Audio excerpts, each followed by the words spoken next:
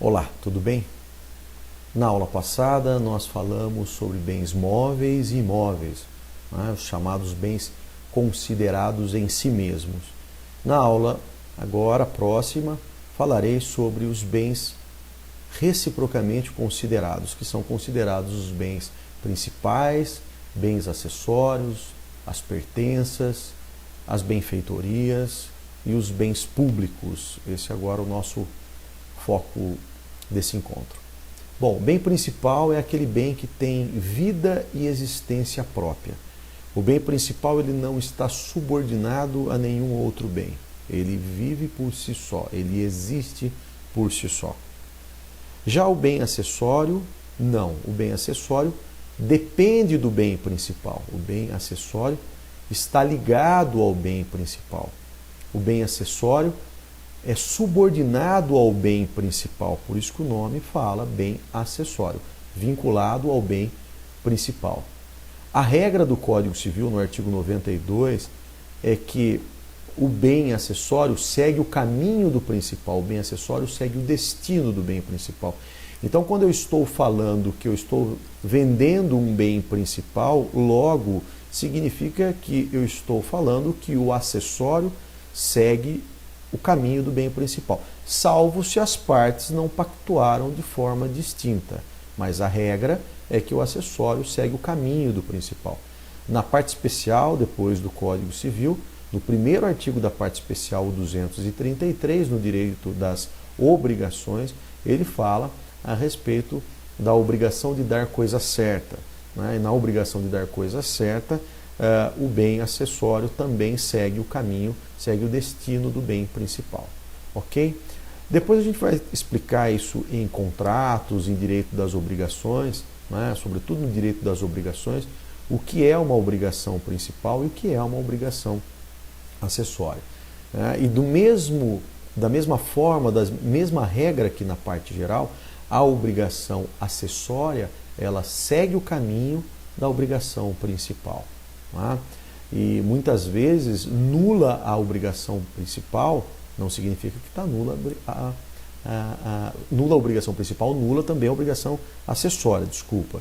E não, isso significa que nula uma obrigação acessória que eu também considero nulo a obrigação principal. Então isso vai ficar claro no direito das obrigações na parte especial. Tá ok? Então vamos lá começar aí, como eu falei, bens aqui, bem principal, bem acessório e a famosa aí, as chamadas pertenças. Daqui a pouquinho eu falo sobre as pertenças, a polêmica que é as pertenças, um tema complexo aí para o direito. Então, bem principal, vida e existência própria, bem acessório, que segue o caminho do principal.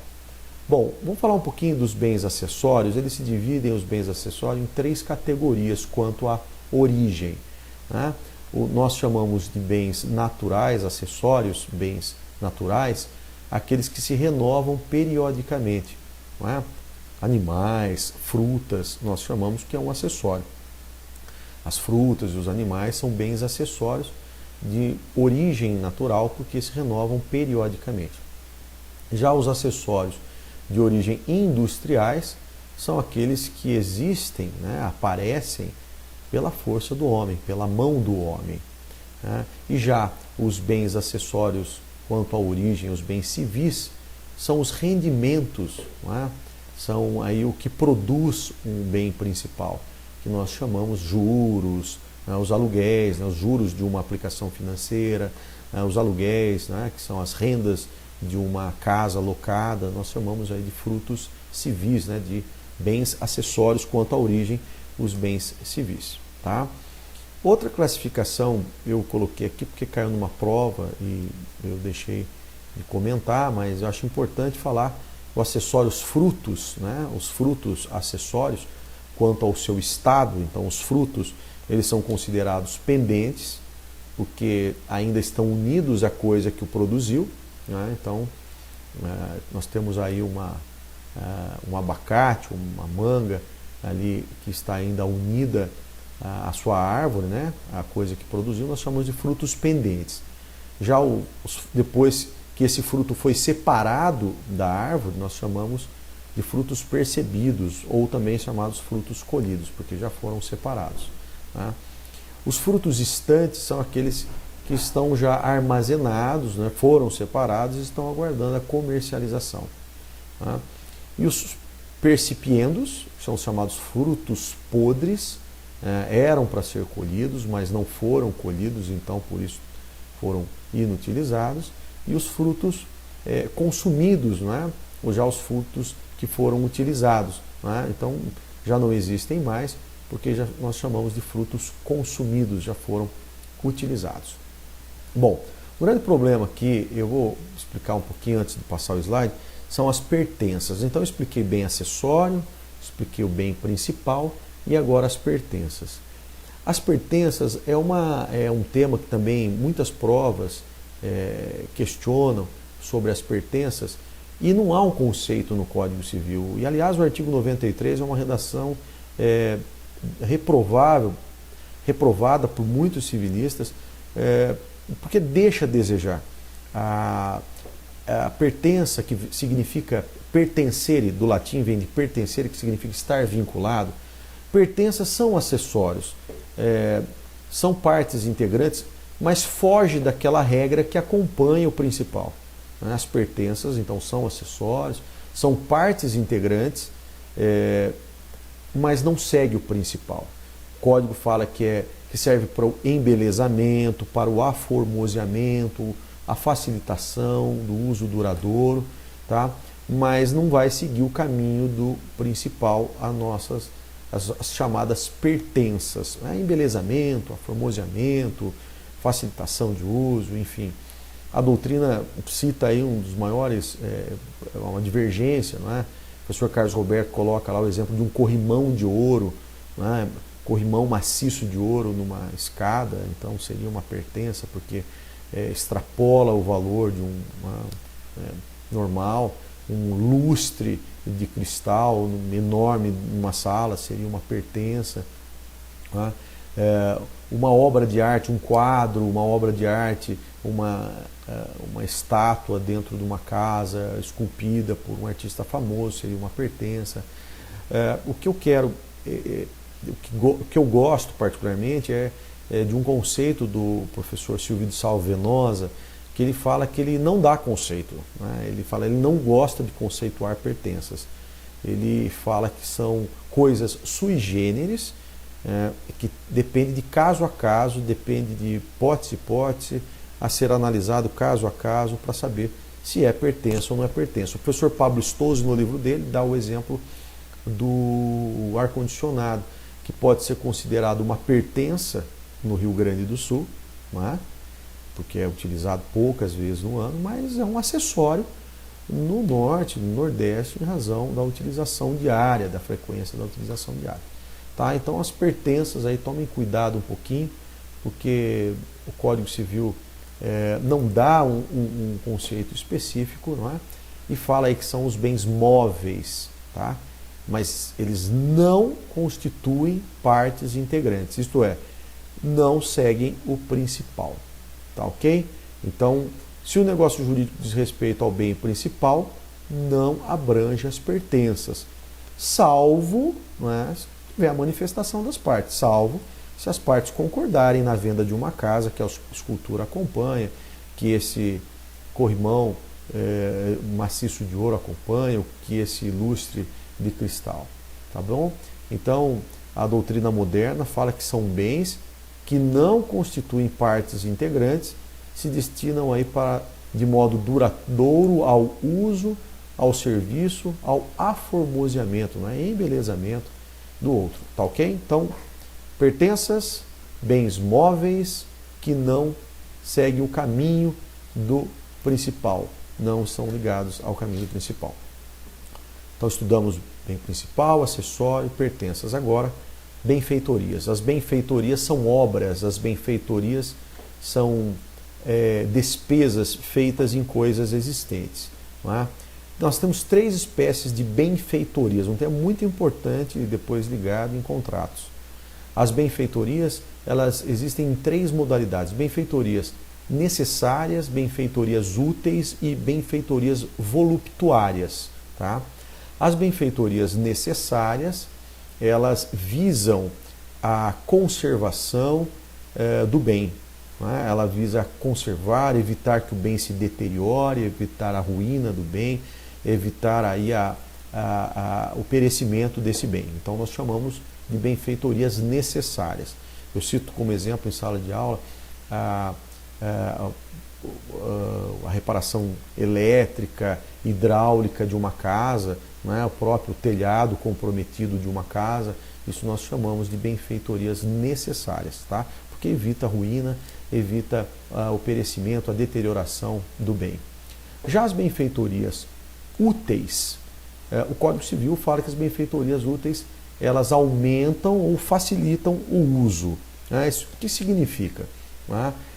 O exemplo que a doutrina cita é a construção de uma garagem a mais na casa, em razão que a família passa a ter um segundo carro, a construção de uma suíte a mais numa casa, de um banheiro a mais numa casa, em razão de mais um filho. Então ela facilita o uso, não é? Aumenta a proporção de utilização do bem. Então nós chamamos de benfeitorias úteis. Já as voluptuárias, tomem cuidado, as voluptuárias, ou também de mero deleite, que servem para o embelezamento, não é? Como a construção de um lago de carpas numa casa, ou de um chafariz, ou eventualmente ali de um jardim de inverno, mirante, enfim, servem para embelezamento ou aformoseamento. Código Civil, eu gostaria de chamar muita atenção, que as benfeitorias, essa classificação do artigo 96 que está aí reproduzido na tela, não é uma classificação absoluta. Tome muito cuidado nas provas, porque às vezes uma piscina ela pode ser considerada uma benfeitorias úteis, não é? Facilita o uso numa casa, uma benfeitoria seria úteis num clube, mas se é uma casa construída numa casa de campo, não é? Que é utilizado pela família esporadicamente, pode ser considerada essa piscina ou essa sauna como uma benfeitoria voluptuária. Então tomem cuidado que as benfeitorias, que são essas obras, essas despesas, essa classificação do Código Civil do artigo 96 não é uma classificação engessada, não é uma classificação absoluta. Bom, temos aí os bens públicos. Não é? Os bens públicos do Código Civil são os bens utilizados pelas pessoas jurídicas de direito público, não pelas pessoas jurídicas de direito privado. Tá? Então é importante já o aluno entender que nós vamos falar dos bens públicos, os bens das pessoas jurídicas de direito público, sobretudo as pessoas jurídicas de direito público, de direito interno, né? A União, Estados, municípios, tá? Que são divididos em 3 categorias. Quais são as categorias? Bens de uso comum do povo, bens de usos especiais e os bens dominicais. Ok?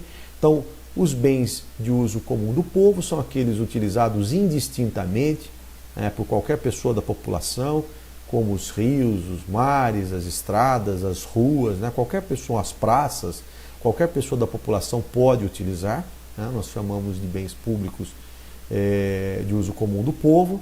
Também temos bens de usos especiais, como é o caso aí dos prédios, das repartições públicas utilizados de forma especial por essas pessoas jurídicas de direito público, a prefeitura, uma delegacia de polícia, uma escola estadual. Tá? E os bens dominicais, que é o patrimônio ou acervo, né, que tem que ser renovado a cada tempo. Né? Então o Código Civil, lá no artigo 99, coloca aí o que são os bens públicos, né, os bens de domínio nacional que pertencem a essa PJ de direito público interno.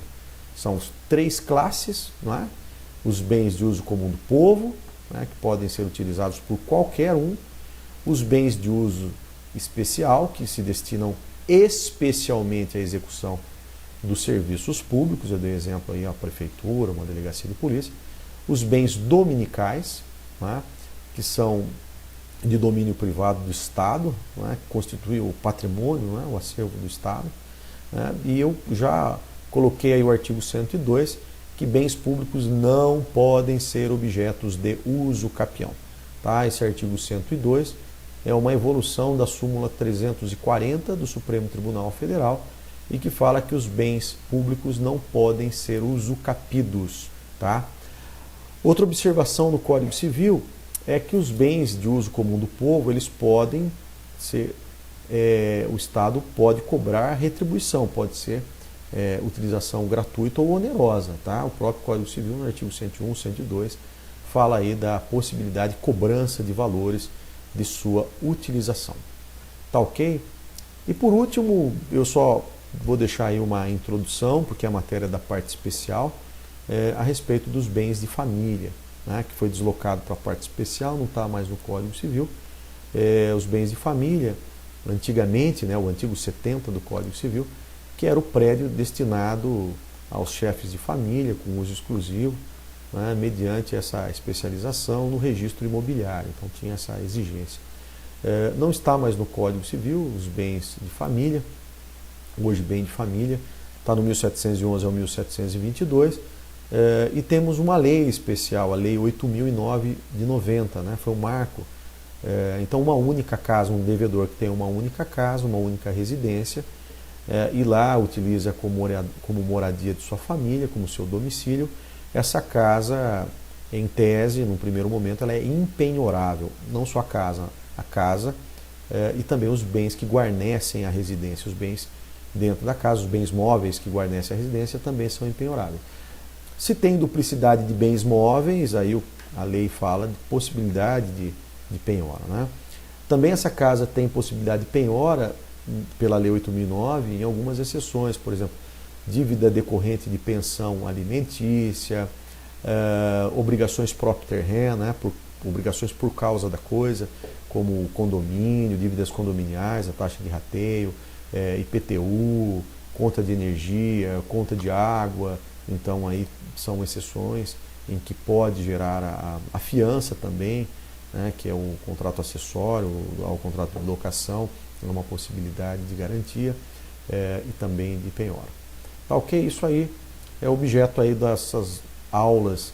E eu gostaria de deixar aqui também destacado, o último slide, a bibliografia, tá? A maior parte aí das minhas falas, faltou acho que 2 autores aqui, mas foram extraídos dos livros da Maria Helena Diniz, do professor Carlos Roberto Gonçalves, do falecido Washington de Barros Monteiro, também do professor Silvio de Salvo Venosa. Eu não fiz aqui e não coloquei por um lapso, mas o professor Pablo Stosi também está sempre norteando aí as minhas apresentações, enfim, são os principais autores aí. Muito obrigado, até a próxima, tchau, tchau.